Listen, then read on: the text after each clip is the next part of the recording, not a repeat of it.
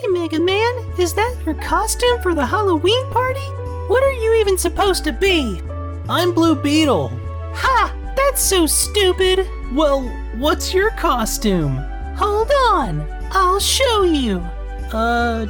Tron, I don't think you can do that anymore. There goes the inspector and his men off to get the pirates. 20 seconds to comply. I wonder if he'll be all right.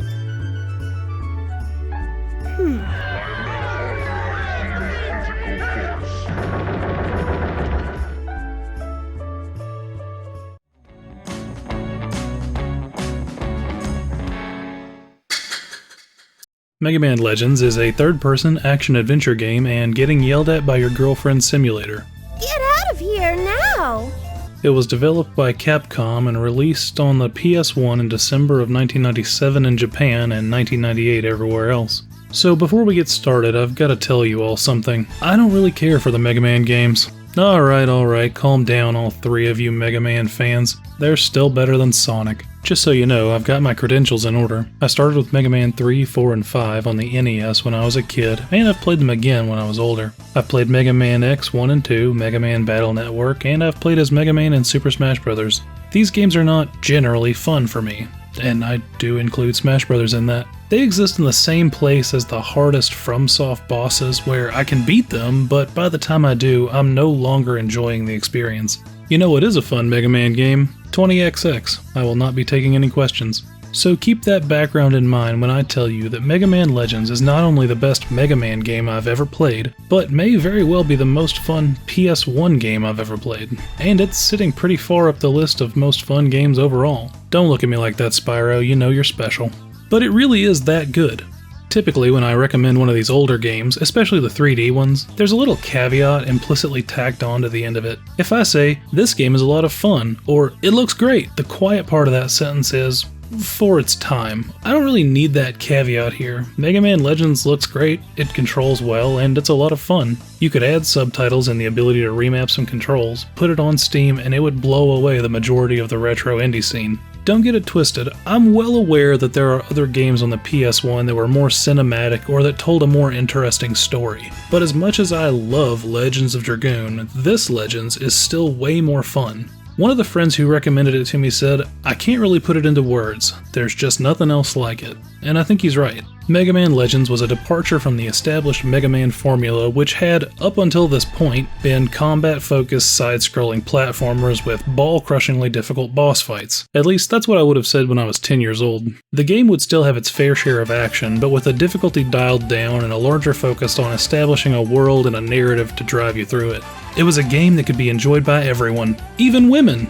I didn't write that. That was one of the game's producers, Yoshinori Kawano. I don't know if he actually said that, I just read it on a website that translates game developer interviews and thought it was funny. Blame Shmuplations if it's wrong, and check them out either way if you like reading developer interviews. But what kind of loser does that? Not me. The story of Legends is set on Earth in the distant future, sometime around 5300 AD. It's not really well established in the game, but at some point in the past, all the humans died and were replaced with carbons. These are artificial humans that grow, age, reproduce, and die, but are still part machine and can easily replace organic parts of their body with mechanical versions. I guess that's why no one gives a shit that we're running around the mall with a big gun on our arm. I'm sorry, I thought this was America! Most of Earth is underwater for reasons I don't actually know, but I'm gonna assume it has something to do with you kids using that damn phone all the time. Despite the rising sea levels, humanity continues on atop small islands. At some point, they turned away from the use of fossil fuels to create energy and started using giant healing crystals instead. These quantum refractors are extremely rare and valuable. They're usually only found underground in large dungeons known as gates. The gates are filled with aggressive, semi-sentient automatons known as Reaverbots, and they do not like to share. The adventurers who delve into these dungeons in search of treasure are known as diggers, a profession I will be enunciating carefully. This universe's version of Mega Man is one such digger. He was found in the bottom of a gate as a baby and raised with no knowledge of where he came from by his adoptive family, the Caskets. Roll Casket is a child prodigy in the field of robotics and engineering. She's the pilot of the team's airship and also acts as spotter during the dungeon explorations. The spotter's the one who stays on the ship and keeps an eye on the map, avoiding the monsters like Lethal Company. I would make a joke about her wanting to be promoted from adoptive sister to stepsister, but she's canonically 14, so let's just move on. She's a great character. Barrel Casket is Roll's grandfather.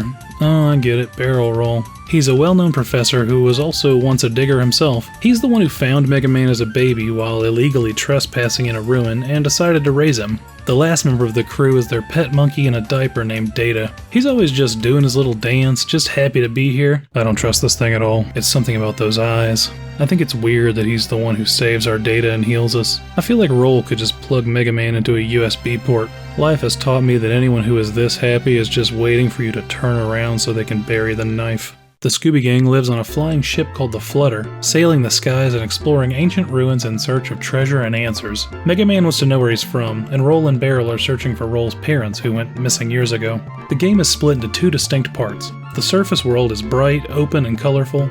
There is some combat up here, but overall it's a safe place with friendly NPCs, shops, and minigames. I don't personally care for minigames, but they are here if that's your thing. One of them is to kick a dog. That's kinda weird. Now that I'm thinking about it, you also kick dogs at the power plant too, and in the Resident Evil games. Hey Capcom, what's with all the dog kicking? Oh yeah? Alright, I'll tell them. They just said, it was the 90s. The other side of the coin is the gates, consisting of small underground ruins full of murder bots and secrets. Typically a dig will involve solving some fairly simple puzzles so you can get to the end room where you'll collect a quantum refractor and fight a boss. You're also able to find materials to create special upgrades that will open up new pathways for exploration, like the spring boots or weapons that can destroy large rock walls that separate the dungeons, making it so you can traverse between them without having to go back up to the surface world. Pro tip, these aren't just different wall textures, you can interact with them to search for treasure. I didn't figure that out until very late in the game. We enter the story during one such dig where Mega Man gets in trouble with a boss that he thought he had defeated and is trapped with his back to the ocean before being saved by Roll. The ship is damaged and crashes on a nearby island. The crew is forced to explore the island in order to find parts to repair their ship so they can continue their adventure. Unfortunately, not long after they arrive, the island is attacked by a group of sky pirates. No, not that kind, sadly. These guys are known as the Bonne family. They're a lot like Team Rocket, and they'll be the primary antagonists of the game. Teasel is the big brother and leader of the group. He's got a temper, but he clearly loves his family, and he has a great can-do attitude. He reminds me of some of my favorite characters from older anime like Cowboy Bebop or Ghost in the Shell. Tron is the middle child and has a crush on Mega Man. It's funny because in the canon she's 14 and he's 10, but that's not as weird as the line in those developer interviews where one says, "We went very deep on her design. For example, her clothing, which somehow feels a little dirty, ha ha ha. Yeah, I know, it's Japan. Did you know that in 2023, Japan finally raised its age of consent from 13 to 16? Whoa, hey, who put this soapbox here? Someone could trip and fall right into a weird tangent. There is a third child, Bonne, but he's just a baby. The Bonnes and their adorable robot helpers have come in search of a legendary treasure rumored to be hidden underground. The stories say that the treasure will unleash a terrible catastrophe if it is ever found, but that sounds like somebody else's problem. The mayor of the city says it sounds like her problem, so she asks Mega Man to defeat the Sky Pirates and find the treasure to prevent the bad thing. Like any good digger in real life, Mega Man's favorite tool is high explosives. You can customize your main blaster with upgrades you find or buy in the junk shop, and there's a nice list of special weapons you can switch between at your home base. I still haven't found several of those, including the one that makes collecting these damn crystals easier. By talking to Roll, you can upgrade the special weapons with the money you get from killing enemies, and that makes things a lot easier, but hold on. A player-driven difficulty curve, interconnected dungeons with a central hub, build variety, and circle strafing. This is baby's first Dark Souls! Am I truly so predictable? Can you just smear Dark Souls on anything and I'll like it? Like a toddler in ketchup? Even though I don't intend to go through the game's story in detail, this is a good place to stop for spoilers if you want to play the game for yourself. I do recommend that because it's really fun. Unfortunately, it is considered abandonware because you can't currently buy it on any digital storefront. I believe the last place it was available was the PSP and PlayStation 3 store, but I think Sony old yellered that one. So hey, what are you gonna do? Don't blame me, Capcom, let me buy your fucking game. You know I'll do it too. You've seen how many copies of Resident Evil 4 I bought. So you've got the premise of the game now. You'll be fighting your way through dungeons and battling the Bonnes. There's not much to spoil there unless it's somehow surprising to you that they didn't actually kill Mega Man. Once you open the main gate south of the power plant though, things take a turn. First, you gotta make it to the bottom of the tower, and then you get sent out to find 3 keys in mini dungeons all over the city. This was the only time in the game that it felt like things were being padded out, but at least it didn't take very long. After getting the keys, we make it to the central chambers and meet with a new robot calling themselves Mega Man Juno. He tells us that our man's proper designation is Mega Man Trigger, and that he is suffering from amnesia. Juno sees Trigger as defective and captures him, saying that he'll take us back to Eden and reprogram us, but first he's going to annihilate the carbons on the island. He leaves us trapped, but we're quickly rescued by the Bonne family. We chase after Juno, turning the final corner we come face to face with Data. How did he get down here past all of the murder bots? He's gotta be in league with them. Every person on the island is about to be destroyed and he's still dancing. Oh, I'm about to spank this monkey. Oh, no, wait. Apparently he's just a save point. Alright, well, carry on. Juno was by far the hardest fight for me, which is appropriate because he's the final boss, but it was the first time in the game I actually had to go do some grinding. Eventually, he blew up. God damn it, second phase, hold on. Alright, so we beat him for real, but it doesn't matter because we let him keep talking and he backs himself up to the cloud and confirms the kill command to Eden. All seems lost when the monkey comes in and uses an administrator override to save the island. He tells us that Mega Man made him as external storage to protect his memories and he's not allowed to give any of them back yet. A likely story. But at least the island's safe. Now with the flutter repaired, the team can continue their adventures. The Bonnes stole the biggest refractor ever seen and sail off into the sunset too, and everyone gets a happy ending. Nope, not like that. So that's Mega Man Legends. It was a great time, and I can't believe it took me so long to play it. I also can't believe that Capcom brought back Battle Network before this one, but apparently it didn't sell all that well in its own time. I think that's probably down to its brand, but I don't really know what kind of marketing this game had, especially outside of Japan. Die-hard Mega Man fans might not have liked the changes, and everyone else might have lumped it in with the rest of the series and never really given it a chance. Capcom's been on a roll for the last 10 years though, so hopefully someone up there will give this series another chance on modern hardware. I mean, come on, they're putting out a fucking Bubsy collection.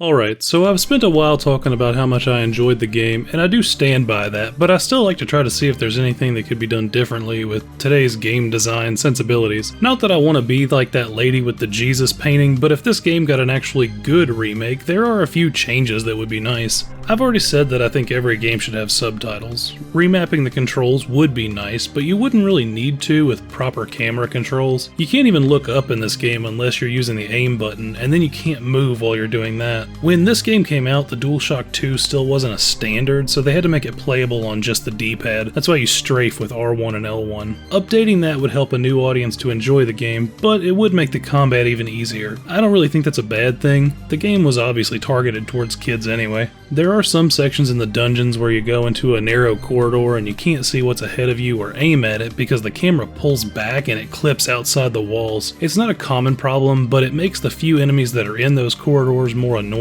than they otherwise would be. I'd say either have the camera get a lot closer for an over-the-shoulder section, or make the zoom a first-person mode and just let us walk around while we're using it. I would also like to have the vacuum that makes it easier to get the crystals be a mandatory find, and one of the special items that's always active once you get it. When the money drops from enemies, it disappears pretty quick, and if you're still fighting when that enemy dies, it's very likely you'll miss whatever they drop. Having to give up your second weapon slot to suck them up faster is giving up a lot of utility for the convenience. Beyond that, if I were being really greedy, it would be cool if there were some kind of post-game, but I rarely engage in those anyway, so it's not something that I'm saying the game needs to be better. I just enjoy this concept of working as a digger. Give me Mega Man Legends Chalice dungeons and I'd be in there for days. But at that point, we're basically talking about adding a whole extra game to the end of this one, so maybe I'm really just saying that I want more Mega Man Legends.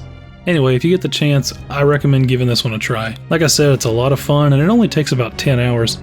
I'm looking forward to the second one. I hear its story really shoots for the moon, but that'll be a while. The next game I'm planning to review left me feeling a little delusional, but it was nice to play something a bit more modern. Then maybe I'll finally have a chance to get back to the Legacy of Kain. I said it last time, but I really appreciate everyone who's subscribed and commented on my videos. I couldn't believe I made it to 50 subscribers, now there are an alarming amount of you out there. Really, it's way too many of you. Thinking about it makes me suddenly very sweaty, but I love hearing what you all think about the videos or the games themselves, so as always, thank you for watching.